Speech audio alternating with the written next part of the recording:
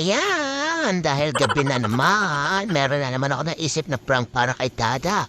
Ayan, bumili ako ng siopaw. Yan, siopaw. Siopaw nil, para ang lambot, squishy. Tama ba ako?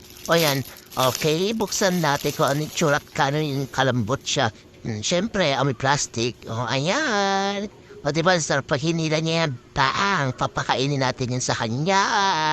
Papalitan natin yung siopaw na pinili natin. Kasi may pinapila ako kay Ate Siopaw sa 7-Eleven. Sabi ko kasi ipaprank ko si Dada niya. And syempre hindi naman tayo magaling mag-prank. Tatry lang natin.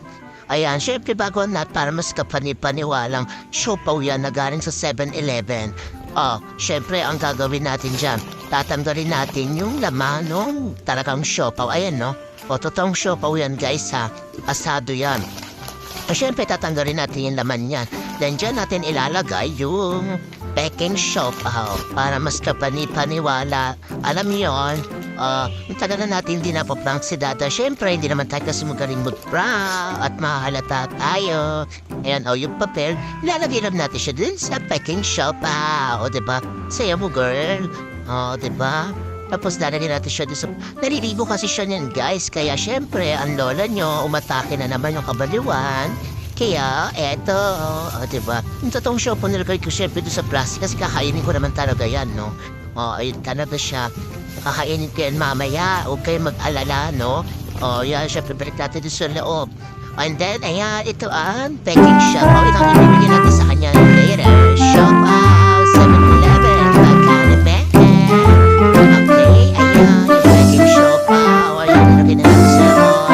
And then, syempre, pagkakalin natin siya. Nasa kwarto na kasi siya, guys, nag-work na. Kaya, aasarin lang natin. Syempre yun si Prince. Sorry sa magulong kwarto namin. And bahala na kayo. Ayan na.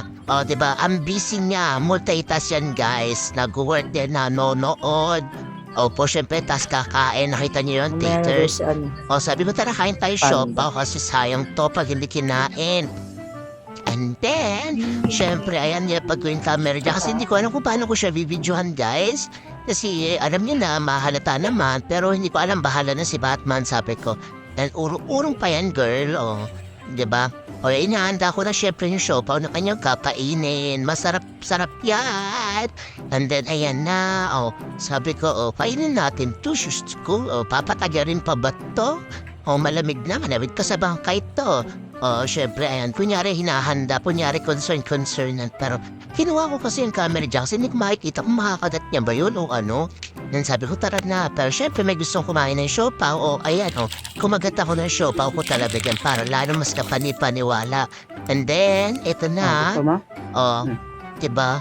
Busy niya talaga dyan. Pero syempre, bibigyan muna natin si Prince kasi nangihingi siya. Ayan na. Diba? Kumakain na kami ni Prince. Then, ayan na siya. Ayan na, binigay ko na yung siopaw niya. Hindi nagtataka siya, sabi niya dito. Puti naman ito. Ayun yung sabi niya dyan, guys.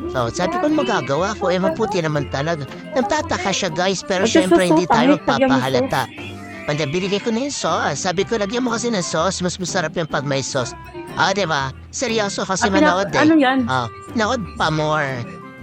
Showtime and guys kasi nagre-recall lang kami na mga pinasikat nila ngayon kasi hindi kami nakakanood ng TV pag nasa baba. And then ayan na, nagagawin na siya ng sauce. And then, anong gagawin niya, guys? Kaya pala yung puting-puti ito, hay.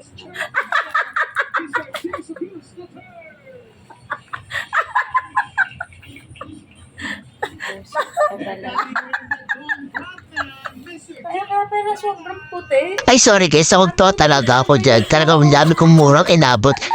Tattoo pa more, dami niya na.